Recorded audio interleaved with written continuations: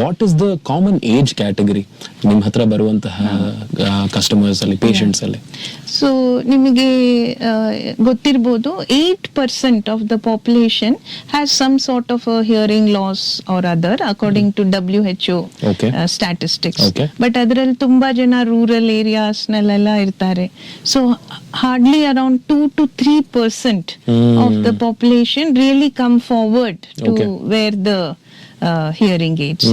So ಅದರಲ್ಲಿ ಜಾಸ್ತಿ ಜನ ಡ್ಯೂ ಟು ಓಲ್ಡ್ ಏಜ್, ಅದಕ್ಕೋಸ್ಕರನೇ ಅವರಿಗೆ ಹಿಯರಿಂಗ್ ತೊಂದ್ರೆ ಶುರು ಆಗೋದು. ತುಂಬಾ ಜನ ನನಗೆ ವಯಸ್ಸಾಯ್ತು ಇರ್ಲಿ ಬಿಡಿ ಹಂಗೆ ಬಿಟ್ಬಿಡ್ತಾರೆ. ಬಟ್ ಆತರ ಬಿಡೋದ್ರಿಂದ ಏನಾಗತ್ತೆ ಅಂದ್ರೆ ನಿಧಾನಕ್ಕೆ ಅವರು ಒಂಟಿಯಾಗಿ ಫೀಲ್ ಮಾಡ್ತಾರೆ. ಬೇರೆಯವರು ಮಾತಾಡಿದ್ರೆ ಅವ್ರಿಗೆ ಗೊತ್ತಾಗಲ್ಲ, ಅಥವಾ ಬೇರೆ ತರ ಉತ್ತರ ಕೊಡೋದು. ಆಮೇಲೆ they become a laughing stock. ಎಲ್ಲಾರು ಅವ್ರನ್ನ ನೋಡಿ ನಗೋ ತರ ಒಂದು ಇದು ಆಗತ್ತೆ. ಅದನ್ನೆಲ್ಲ ಅವಾಯ್ಡ್ ಮಾಡಿ ನಾರ್ಮಲ್ ಆಗಿ ಇರ್ಬೇಕಾದ್ರೆ ಆದಷ್ಟು ಬೇಗ ಇದು ಬೇರೆ ತರ ಕಣ್ ತೊಂದ್ರೆ ಇರೋ ಹಾಗೆ ಅಂತ ತಿಳ್ಕೊಂಡು ಅದಕ್ಕೆ ಒಂದು ಸೊಲ್ಯೂಷನ್ ಇಡ್ಕೊಂಡ್ರೆ that will be the best.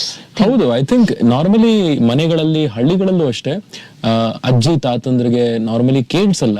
ನಾವು ಜೋರಾಗಿ ಮಾತಾಡ್ಬಿಟ್ಟು ಹೇಳ್ತೀವಿ ಅಂಡ್ ಪಾಪ ಅವ್ರು ರೆಸ್ಪಾಂಡು ಮಾಡಲ್ಲ ಸರಿಗೆ. ಅಂಡ್ ಕಾಮನ್ ಅಸಂಪ್ಷನ್ ಏನು ಅಂದ್ರೆ ಓಕೆ ವಯಸ್ಸಾಗ್ಬಿಡಿದೆ ಈಗ ಕೇಳ್ಸಲ್ಲ, this is how life is ಅನ್ಕೊಂಡ್ಬಿಟ್ಟಿದ್ದಾರೆ.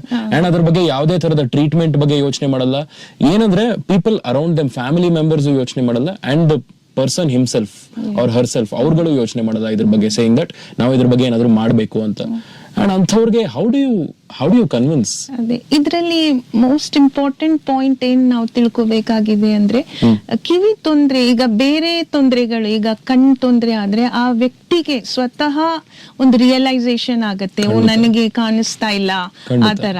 But ಕಿವಿ ತೊಂದ್ರೆ ಹಾಗಿಲ್ಲ, ಅವ್ರಿಗೆ ಗೊತ್ತೇ ಆಗಲ್ಲ. ಯಾಕಂದ್ರೆ ಅವರು ಸುಮ್ನೆ ಕೂತಿರ್ತಾರೆ, ಬೇರೆಯವರು 2 ಸತಿ 3 ಸತಿ ಮಾತಾಡ್ತಿರ್ತಾರೆ, ಅವ್ರು ರೆಸ್ಪಾಂಡ್ ಮಾಡಲ್ಲ.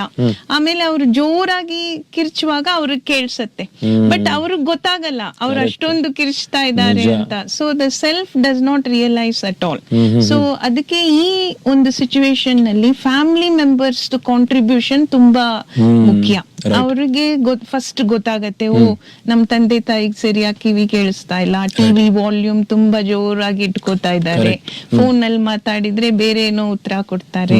ಸೊ ಇದೆಲ್ಲ ಇರುವಾಗ ಅವರೇನೆ ಒಂಚೂರು ಅವರಿಗೆ ಪ್ರೋತ್ಸಾಹನೆ ಕೊಟ್ಟು ನಮ್ಮಂತ ಕ್ಲಿನಿಕ್ಕಿಗೆ ಫಸ್ಟ್ ಹಿಯರಿಂಗ್ ಚೆಕ್ಅಪ್ ಗೆ ಕರ್ಕೊಂಡ್ ಬಂದು ತೋರಿಸಿದ್ರೆ ಎಷ್ಟೋ ಅವ್ರಿಗೆ ತೊಂದರೆಗಳು, ಅವ್ರಿಗೂ ಕೂಡ ಎಷ್ಟು ಸತಿ ಜೋರಾಗಿ ಮಾತಾಡಕ್ ಆಗಲ್ಲ ಅಲ್ವಾ. So they can solve all these interpersonal and social issues, ಎಲ್ಲಾ ತರದ ಇಶ್ಯೂಸ್ ಸಾಲ್ವ್ ಮಾಡಬಹುದು ಅಂತ.